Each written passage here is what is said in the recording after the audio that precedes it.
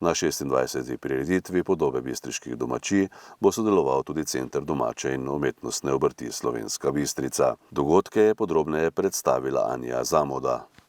Tudi letos bomo v okviru Podob pripravili dva dogodka. V petek med 9. in 18. uro bo potekal že 5. festival Keramik Art.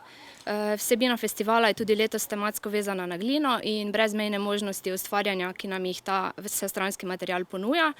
V dopoldanskem času bodo v centru potekale doživljajske delavnice, trenutek za lončarsko dediščino za bistriške osnovnošolce. V popoldanskem času pa lončarske delavnice v okviru novega kulturnega projekta, ki je namenjen varovanju in oživljanju tradicionalnega lončarstva in ga sofinancira Ministrstvo za kulturo.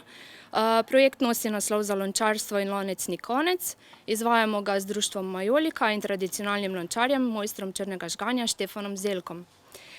No, v sklopu festivala bo v razstavišču Graslov stolp še vedno na ogled spremljevalna razstava letošnjega mednarodnega trienala Unikum, od tradicionalne do sodobne keramike Zgodba o dvorihtniku, ki smo jo podaljšali.